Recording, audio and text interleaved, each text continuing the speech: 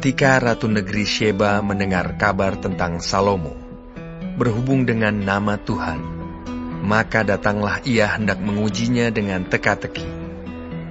Ia datang ke Yerusalem dengan pasukan pengiring yang sangat besar, dengan unta-unta yang membawa rempah-rempah, sangat banyak emas, dan batu permata yang mahal-mahal. Setelah ia sampai kepada Salomo, dikatakannya segala yang ada dalam hatinya kepadanya. Dan Salomo menjawab segala pertanyaan ratu itu. Bagi raja, tidak ada yang tersembunyi yang tidak dapat dijawabnya untuk ratu itu.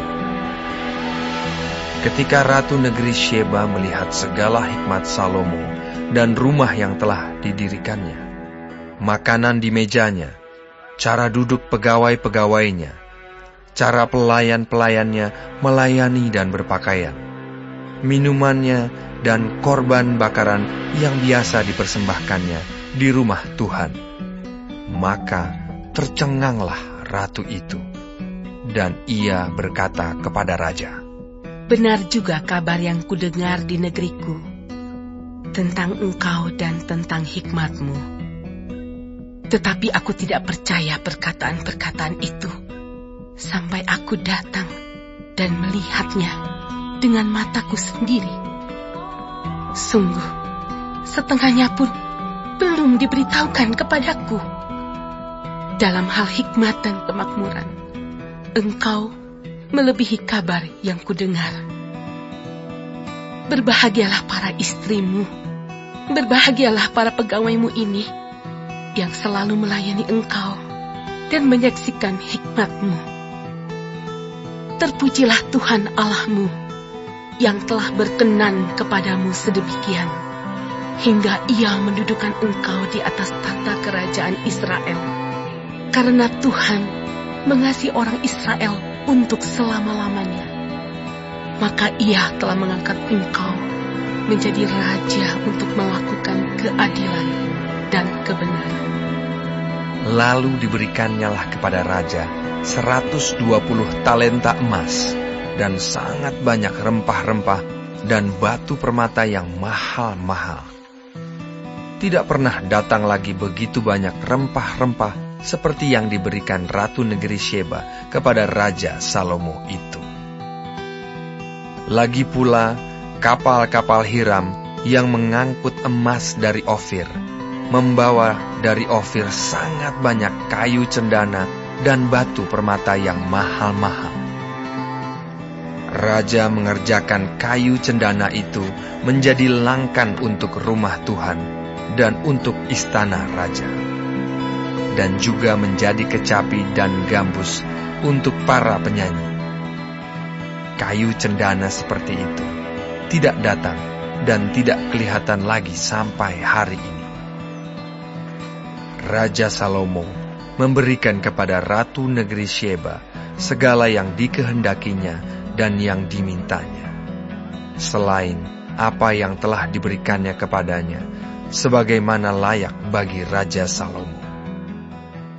Lalu ratu itu berangkat pulang ke negerinya bersama-sama dengan pegawai-pegawainya. Adapun emas yang dibawa kepada Salomo dalam 1 tahun ialah seberat 666 talenta. Belum terhitung yang didapat dari saudagar-saudagar dan dari pedagang-pedagang dan dari semua raja Arab dan bupati-bupati di negeri itu. Raja Salomo membuat 200 perisai besar dari emas tempaan. 600 shikal emas dipakainya untuk setiap perisai besar. Ia juga membuat 300 perisai kecil dari emas tempaan. 3 mina emas dipakainya untuk setiap perisai kecil. Lalu raja menaruh semuanya itu di dalam gedung hutan Libanon. Juga raja membuat tahta besar dari gading yang disalutnya dengan emas tua. Tahta itu 6 tingkatnya. Pada tahta itu ada di sebelah belakang sebuah kepala bundar, dan pada kedua sisi tempat duduk ada kelek-kelek. di samping kelek-kelek itu berdiri 2 singa. Sedang 12 singa berdiri di atas ke-6 tingkat itu sebelah menyebelah. Belum pernah diperbuat yang demikian bagi sesuatu kerajaan. Segala perkakas minuman Raja Salomo dari emas, dan segala barang di gedung hutan Libanon itu dari emas murni. Tidak ada barang perak, sebab orang menganggap perak tidak berharga pada zaman Salomo.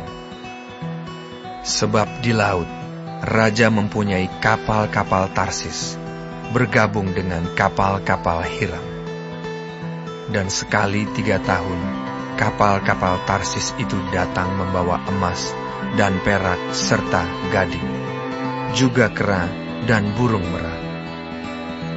Raja Salomo melebihi semua raja di bumi dalam hal kekayaan dan hikmat. Seluruh bumi berikhtiar menghadap Salomo untuk menyaksikan hikmat yang telah ditaruh Allah di dalam hatinya. Mereka datang masing-masing membawa persembahannya, yakni barang-barang perak dan barang-barang emas, pakaian, senjata, rempah-rempah, kuda dan bagal, dan begitulah tahun demi tahun. Salomo mengumpulkan juga kereta dan orang berkuda, sehingga ia mempunyai 1.400 kereta dan 12.000 orang berkuda, yang semuanya ditempatkan dalam kota-kota kereta dan dekat raja di Yerusalem. Raja membuat banyaknya perak di Yerusalem sama seperti batu, dan banyaknya pohon kayu aras sama seperti pohon ara yang tumbuh di daerah bukit. Kuda untuk Salomo didatangkan dari Misraim dan dari Kewe. Saudagar-saudagar raja membelinya dari Kewe dengan harga pasar. Sebuah kereta yang didatangkan dari Misraim berharga sampai 600 shikal perak, dan seekor kuda sampai 150 shikal. Dan begitu juga, melalui mereka, dikeluarkan semuanya itu kepada semua raja orang Het, dan kepada raja-raja Aram.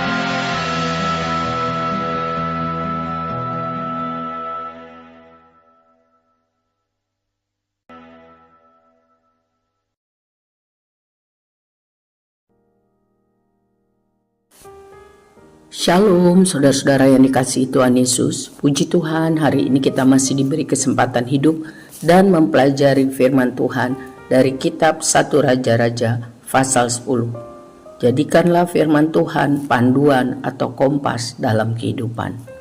Amin. Saudara, kali ini kita melihat mengenai kunjungan Ratu Sheba kepada Salomo, dan juga mengenai penghasilan Salomo serta kekayaannya yang sangat melimpah. Saudara, kejayaan yang sangat luar biasa yang dialami oleh Salomo didengar orang sampai ke ujung-ujung dunia. Dan Salomo berada pada puncak kejayaannya. Hati-hati, kejayaan yang sangat tinggi, sangat berbatasan tipis dengan hidup yang melupakan firman Tuhan, alias berkompromi dengan dosa. Tidak tercatat Salomo menaati peraturan dari Tuhan, seperti yang ada tertulis dalam Ulangan 17 ayat 14-20. Apabila engkau telah masuk ke negeri yang diberikan kepadamu oleh Tuhan Allahmu, dan telah mendudukinya dan diam di sana, kemudian engkau berkata, aku mau mengangkat raja atasku seperti segala bangsa yang di sekelilingku, maka hanyalah raja yang dipilih Tuhan Allahmu yang harus kau angkat atasmu dari tengah-tengah saudara-saudaramu. Haruslah engkau mengangkat seorang raja atasmu. Seorang asing yang bukan saudaramu tidaklah boleh kau angkat atasmu. Hanya janganlah ia memelihara banyak kuda, Dan janganlah ia mengembalikan bangsa ini ke Mesir untuk mendapat banyak kuda. Sebab Tuhan telah berfirman kepadamu, janganlah sekali-kali kamu kembali melalui jalan ini lagi. Juga janganlah ia mempunyai banyak istri, supaya hatinya jangan menyimpang. Emas dan perak pun janganlah ia kumpulkan terlalu banyak. Apabila ia duduk di atas tahta kerajaan, maka haruslah ia menyuruh menulis baginya salinan hukum ini menurut kitab yang ada pada imam-imam orang Lewi. Itulah yang harus ada di sampingnya, dan haruslah ia membacanya seumur hidupnya untuk belajar takut akan Tuhan Allahnya dengan berpegang pada segala isi hukum dan ketetapan ini untuk dilakukannya, supaya jangan ia tinggi hati terhadap saudara-saudaranya, supaya jangan ia menyimpang dari perintah itu ke kanan atau ke kiri, agar lama ia memerintah, ia dan anak-anaknya di tengah-tengah orang Israel. Tidak tercatat di dalam 1 Raja-Raja 10 dan selanjutnya bagaimana kalau Salomo menaati aturan firman Tuhan ini.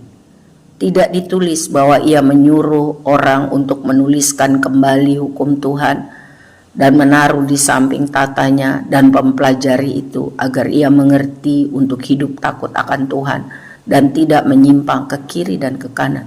Sebaliknya hanya dicatat barang-barangnya, kekayaannya, kekuasaannya, kudanya, keretanya, emasnya, peraknya. Padahal jelas Tuhan telah melarang Raja Israel untuk mengumpulkan emas terlalu banyak, untuk mengumpulkan kereta kuda terlalu banyak, agar tidak bergantung pada kekuatan dan kekayaannya, tetapi sepenuhnya bergantung kepada Tuhan. Dan Tuhan telah melarang untuk mempunyai istri banyak, karena akan membuat hati raja menyimpang dari kebenaran firman. Saudaraku, Salomo dalam keadaan diberkati luar biasa telah melakukan pelanggaran berat terhadap perintah Tuhan. Tuhan belum menegur, tapi tidak berarti dosa itu dibiarkan atau dianggap remeh. Dosa-dosa yang dilakukan Salomo belum langsung memberi efek fatal bagi dirinya, bagi bangsanya, dan keturunannya. Tapi suatu waktu nanti kita akan pelajari dosa-dosa itu membuat kehancuran buat Salomo dan keturunannya serta bangsa Israel. Jadi membaca 1 Raja-Raja 10 merupakan contoh realita bagaimana kehidupan orang yang tidak sungguh-sungguh mendengar dan melakukan firman. Tidak selalu menjaga hati untuk miskin di hadapan Tuhan.